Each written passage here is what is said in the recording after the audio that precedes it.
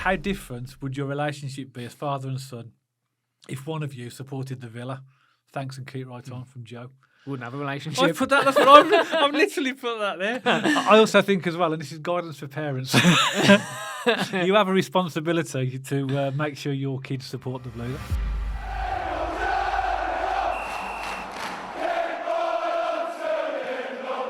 Welcome back to BCFC Royal Blue. In today's podcast, we're going to do another one of our Questions from Fans podcasts, where we put out a community post a number of days ago, and fans have sent us in questions. Now, we had a great response. We did one a few days ago. We've got this one today, and we have got another one we'll be doing in a few days' time because of the amount of questions we've got. So thanks to everybody who's asked a question. And Matt, I'm going to put the questions to Matt, and then we're going to have a general chat and see what you think. But as always, let us have your comments and responses to the questions below. Matt, when we get these amount of questions, sometimes there's quite similar questions. So the first one, we had a similar question from 3 people. So I'm going to read the themes of the questions out and give the names of the people and just have a general response because they all relate to promotion or the possibility of promotion. Okay. First question was from Jeff. I hope we don't get promoted to the Premier League this year. It might inject cash, but we could become another Leicester, Ipswich, Southampton, one Premier League season disappointment. Jack Meads asked a question: if Blues were to make the playoffs at the end of the season, do you think we could win it and gain promotion? Keep right on. And Segusalot also asked a question, basically saying there is nothing more than I'd like to see Blues playing in the Premier League again. I believe we have done an amazing job this season so far, considering where we have come from. However, do you both believe we're ready to make that step, especially with what you have seen so far this season? If we were to reach the Premier League, I'd want to stay there and believe we could benefit from another season of building. So what's your thoughts on generally about promotion? And I've lost track of all 3 questions, to be very honest. But yeah, I mean, there's a couple of theories out there, isn't there, Dad? There's a theory of people not wanting us to become a yo-yo club. You know, when you think of what was that, Leicester, Ipswich, Southampton, Norwich were in that club, Burnley are in that club, West Brom were in that club. You know, there's a club of yo-yo clubs, isn't there? You go up, you come down, you go up. You're too good for the Championship, but you're not good enough for the Premier League. And you just get stuck in this up and down. And then there's some fans who just think, just go for it. Take the parachute payments. If you come down, so what? You've got the money. You know, we'll have a whale of a time in the Premier League and see what happens. And then, you know, I agree with a lot of those comments. I would love nothing more than for Birmingham City to reach the Premier League and to be consistent there. And I think our day is coming. Whether that happens this season or next season or maybe another season, I think our Premier League days are on the horizon, and I am positive. And I think when we do get there, Knighthead will throw a decent amount of money at it.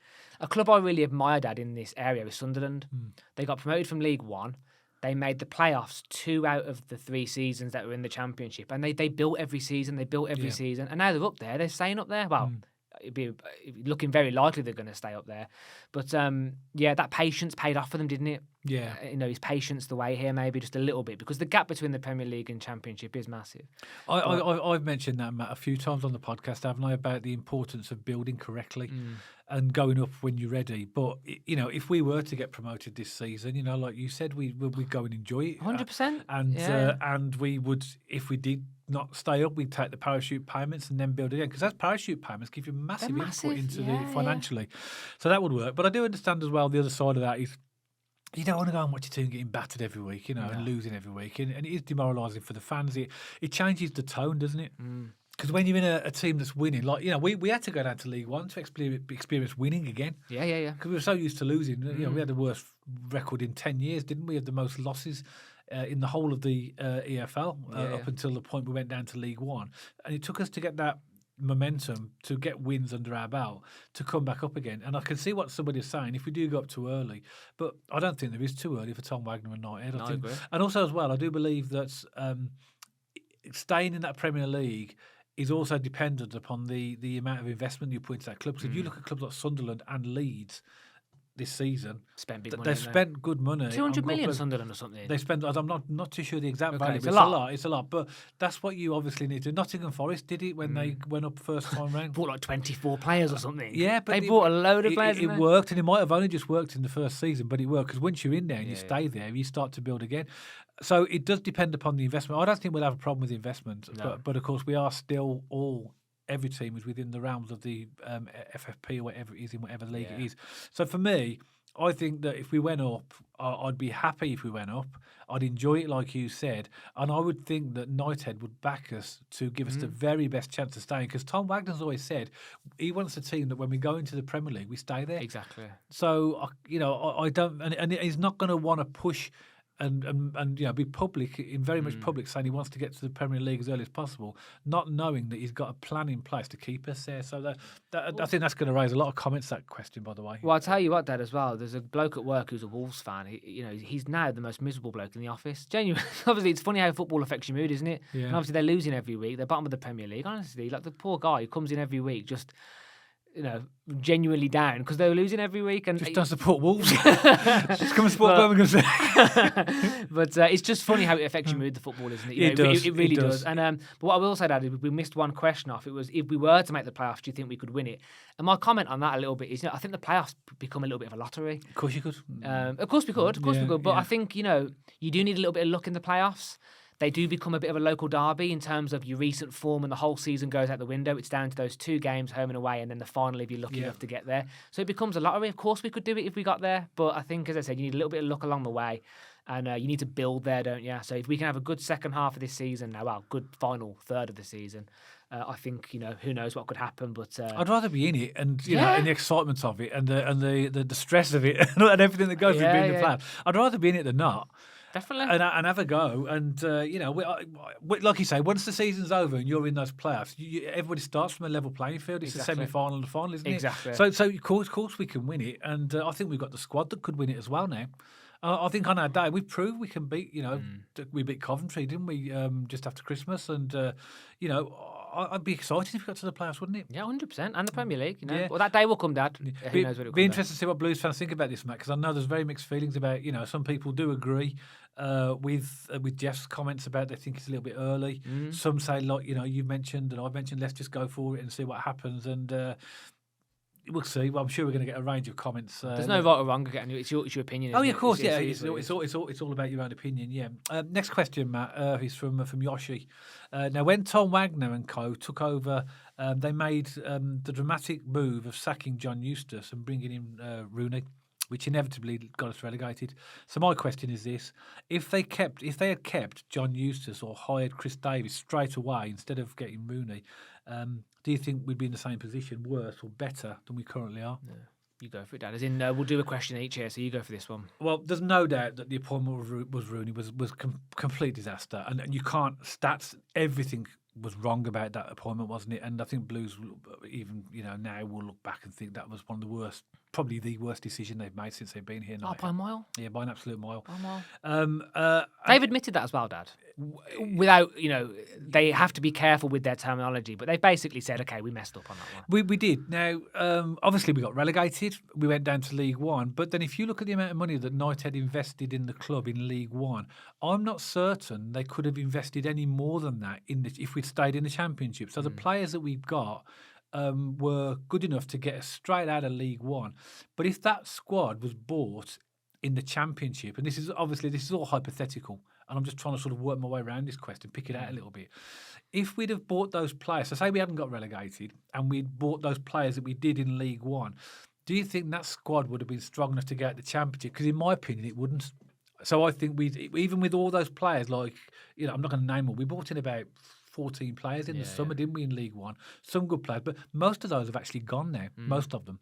So what I would suggest then, and I may be wrong here, is if we'd have not got relegated and we stayed in the Championship and we bought exactly those same players, I don't think we would have got out of the Championship. So I think we'd still be in the Championship now. So I don't think it would have made us any worse off. But the part of the question was, would we have got relegated? If what? So obviously Rooney came in. Would we have got relegated if they didn't hire? If we'd have kept with Eustace, or we'd have hired Chris Davies immediately? I don't think we would have. Would have gone down. No, I don't think we'd have stayed up. Oh yeah. I don't think we would have got relegated. No, I agree. And don't forget, we had all the issues as well with poor old Tony Mowbray. It was just one of those seasons where one thing, all of the dominoes started falling in the wrong direction. They did, yeah. And I definitely don't think we'd have got relegated. If they'd appointed Chris Davies straight after they sacked John Eustace, or if they'd have kept John Eustace, we definitely wouldn't have got relegated, in my opinion. But it's all hypothetical, isn't it? I think, Dad, again, we won't spend too much time on this term in terms of the Rooney element and the sacking and all that sort of stuff, because obviously we've been through it quite a lot. But I think they should have gave Eustace the season, just to see it out. Because I understand new owners want their guy, they want the person who they want to play this progressive football, all this, but don't. And Tom Wagner has said this: don't get in the way of positive momentum. Yeah. And were we in the playoffs or one space out of it when Eustace got sacked? We were sixth. I think we were sixth. We just beat West Brom, I think it was, and we were sixth. Why would you do that? And I think Eustace would have kept us easily in that top half of the table. And it's hard to say if Chris Davies would have, because that was a year prior, and he was at Tottenham at the time, or he was with Brendan Rodgers, wherever he would have been at the time. And that's a difficult element of the question to ask. But I think no doubt about it, if we would have stuck with Eustace, there's no way we'd have got relegated. In fact, Dad, even when Mowbray took over after Rooney, and Rooney had quite a bit of time in charge, I never thought we were massively in a relegation battle. It was only when Venus came in, and then we started to decline, and I thought, oh no, we are in a bit of trouble here. And I think Gary Rowett almost got hired 1 or 2 games too late. But it's water under the bridge as far as I'm concerned. It's happened. We're back. We're stronger. And I think, just to answer that shortly, I think we would have been fine if they wouldn't have. I think John Eustace is showing that with Derby, he knows how to get teams to win games. And Blackburn, he keeps them up the table. But I think the issue that the owners may have had with John Eustace was the style of football. Yeah, it was, Because we might say, well, we don't care what we're watching as long as we're winning games and getting points. But actually, it's an entertainment game. And it's much more, interesting to go and exciting to go and watch exciting football. So I think that's where the owners were coming from with John Eustace. His style of football was not the most exciting. So anyway, it's a good question. It is all hypothetical, but I mean, I think nobody, and again, the comments below, unless Wayne Rooney himself is going to comment, he's going to say that was a good appointment, because it was absolute disaster for us, wasn't it? And for Plymouth as well. And then for Plymouth, and for DC United, and for Derby. Any more clubs in there, Dad, that Rooney's destroyed? No, I can't think of any. Right, next question is from Andy Hinton. Matt, do you think our home crowds have become too entitled and expectant? An interesting one, isn't it? He goes on to talk about he feels that the atmosphere is better at away grounds and feels more supportive, that the away fans are more supportive. But what's your thoughts on this? Because I do see a lot of comments about this in social media about the atmosphere. I think it's a fair comment in terms of there's quite a lot of attention on our home atmosphere at the minute, isn't there? What I would say is we produce a better atmosphere when the stakes are higher.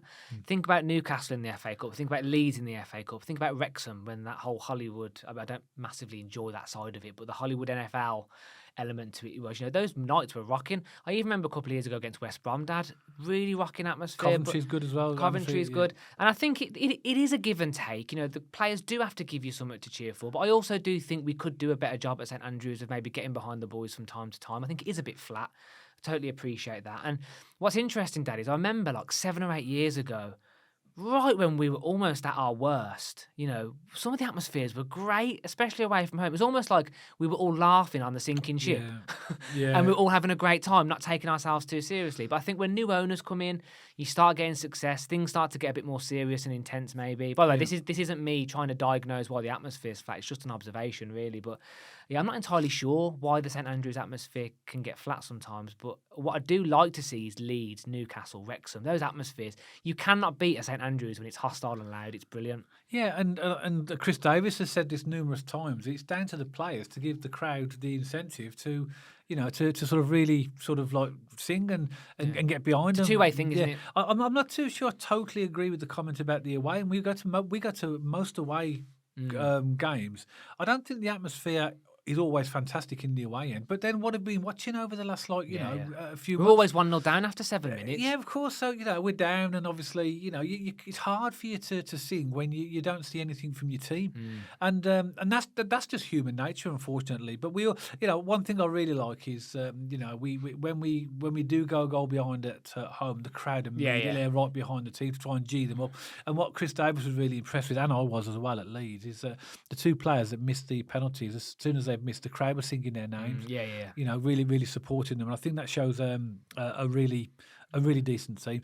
Also, a together team. Not just a together team, a together club. Yeah, I mean, I think for the atmosphere at St Andrews it's brilliant. It's on its day, it's probably as better than anywhere. It's a fantastic atmosphere, but we've been used over the years to having poor performances, poor results, and I don't think there's any sort of entitlement or expectation there. I think it's just a reaction to what the fans are watching, and I think at the end of the day, we are only human, and as much as we want to get behind our team, sometimes when you actually see a performance, I think some of the away performances we've seen this season, Matt, have been hard to actually understand why. What was happening when you think about Watford, Sheffield United, QPR. Southampton, some of them in particular have been absolute stinkers, haven't they? Really bad, really, really bad. Yeah, but I think when we do go to the Premier League, we're going to be the sort of the underdog. So the atmospheres are always going to be absolutely fantastic there, aren't they?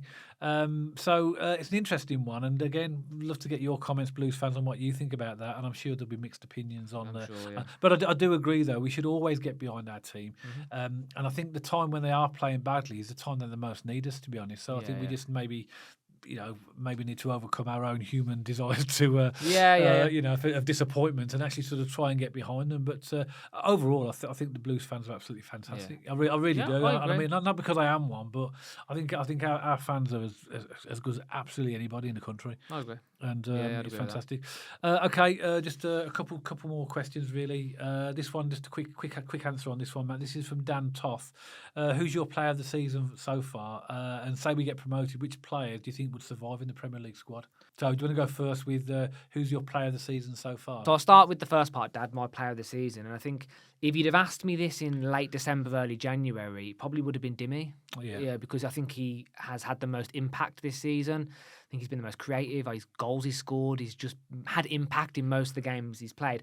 But because of his injury now, he's been out for 6 weeks, give or take? Yeah. I think just for consistency here, my personal preference here, probably not going to surprise anyone because he is fantastic. Just for consistency, week in, week out, it's got to be Clara. Oh, Clara. Yeah. Oh, I haven't gone for it. I've gone for Clara. I've gone for Patrick Roberts. Oh, nice. Because I've got Dimmy as well, and Dimmy's fantastic. But I think over the beginning, from what we've seen so far this season, for me, Patrick Roberts is. Yeah. I think he's a standout. But I agree, Dimmy is also right there with him. I could pick either of those two. Yeah, but for me, that Clara is just a brick wall. Yeah. I mean, it's almost like, you expect him just to have a solid game, don't you, Clara? Yeah. Like, he's just absolutely fantastic. I think he's a Premier League player in the waiting, Clara.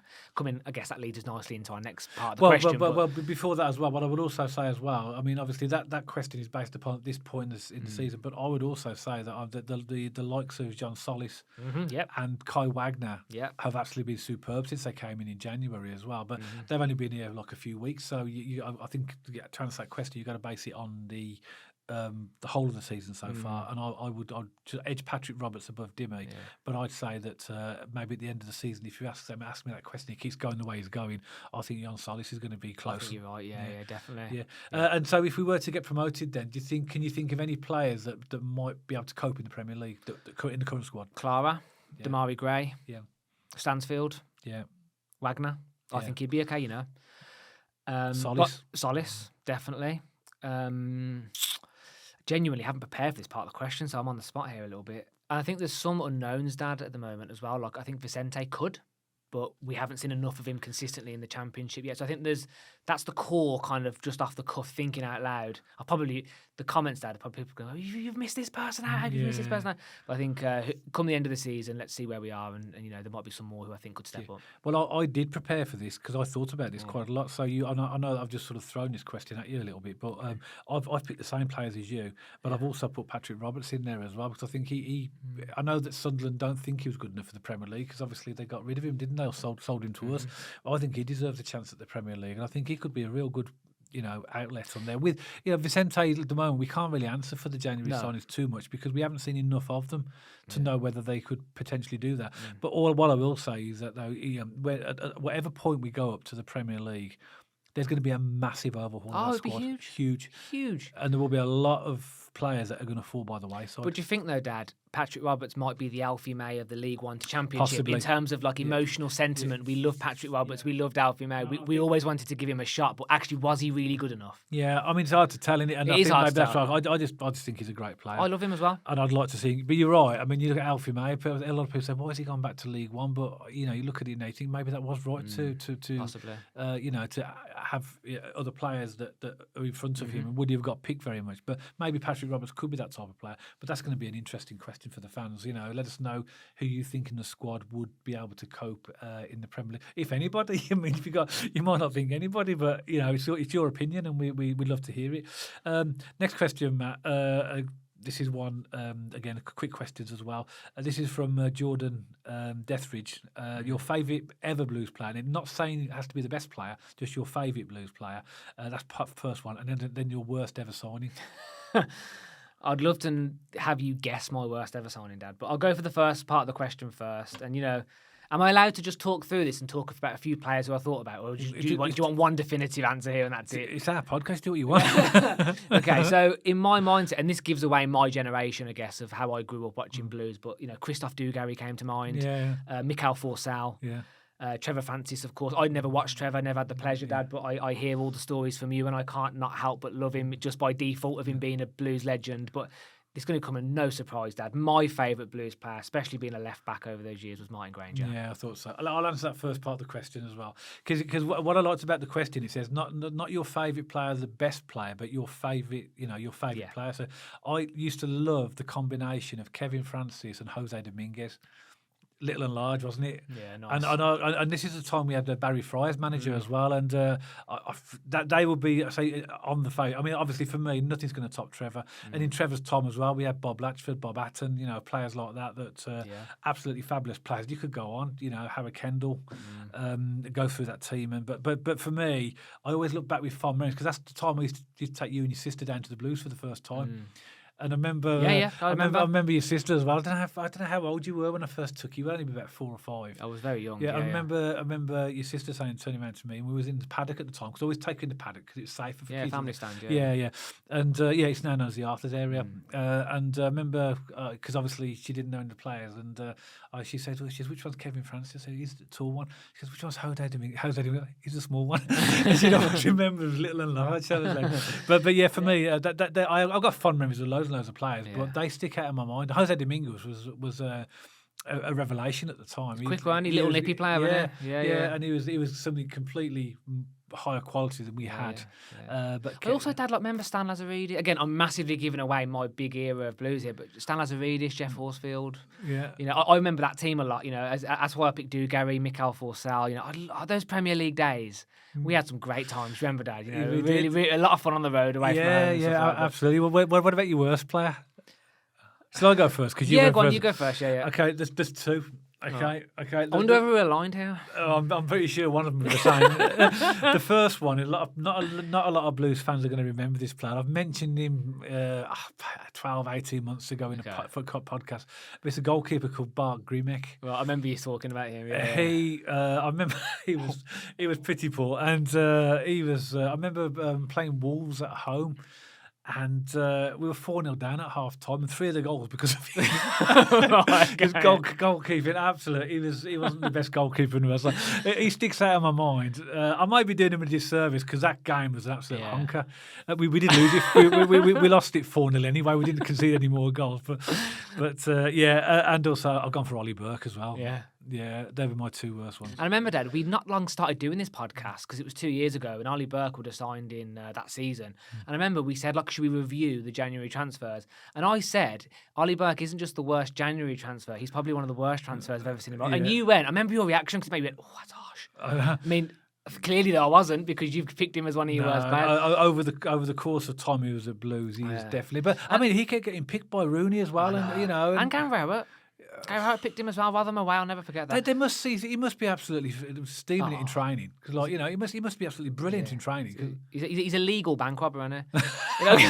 That's the way I'd. Can we say that? Yeah, 100%. Yeah, 100%. Unless YouTube blocked the word bank robber. Anyway, Alexander Hleb. Oh yeah, from Arsenal. yeah, just terrible. To be fair, if we really thought it, we got a lot of material to work with over the years, haven't we? Because we've had some pretty ropey signings, haven't we? Yeah. Okay, a light-hearted question to finish, Matt. This is from Pace UK, and we'll make this short and sweet. But how different would your relationship be as father and son if one of you supported the Villa? Thanks and keep right on, from Joe. Wouldn't have a relationship. I put that. That's what I've literally put that there. I also think as well, and this is guidance for parents. You have a responsibility to make sure your kids support the Blues. Yeah. The thing is, though, I mean, in seriousness, there's a lot of sort of competition and hype from kids wanting to support the Liverpools and Manchester United, your Arsenals, Man Cities, Chelsea's, because they're the teams that are winning everything. But I do think the earliest opportunity, you need to get your kids down to your team and get them involved and get them supporting the club, because it's generational, isn't it? Support, and we need to ensure that we ensure the longevity of the fan base. I would not have you support. Honestly, you'd literally be booted out the house if you ever come back to me and say you want to support the Villa. Honestly, you'd be homeless. Yeah. Well, I will pass that teaching on to my kids who are currently 4 and 6. I'll say, if you support the Villa, you're homeless. But what's interesting, Dad, is my kids go to a school just down the road. And the variety of clubs. Actually, I'm quite proud of it. There's Coventry in there, there's Blues in there, there's Villa in there, there's Wolves in there, there's West Brom in there. But the point is, it's a mixed bag of Midlands clubs. There's a couple of kids that wear Liverpool shirts, give them a little nudge as they walk past. What are you doing? Trip them over. Yeah, trip them, exactly. But actually, a lot of the kids in that school support at least a Midlands-based team. But as you say, let's keep the longevity of the club going. Yeah, a great question to finish with. So that's it for the questions for this podcast. Hope you enjoyed them. As always, add your comments below. Let us know what you think about these. Some very interesting and probably, I wouldn't say controversial, but I'm sure that some of those questions are going to raise a lot of opinions. So please feel free to add your comments. As always, please keep your comments clean and respectful. We'd really appreciate that. If you didn't enjoy this podcast, don't forget to give us a thumbs up. And if you haven't checked us out on our social media channels already, then pop along to our X page and our Instagram page. And if you'd like to watch or listen to your podcast on Spotify, you'll find us on there as well. And this is the handles appearing on the screen for all these channels right now. If you haven't subscribed to the channel already and you'd like to, and there really is no obligation to subscribe, but if you want to catch all of our latest podcasts, then hit that subscribe button, hit that little bell icon next to it, and you will get notified as soon as we put a brand new podcast out. So that's it for this one. Myself and Matt, see you on the next one, all about Birmingham City.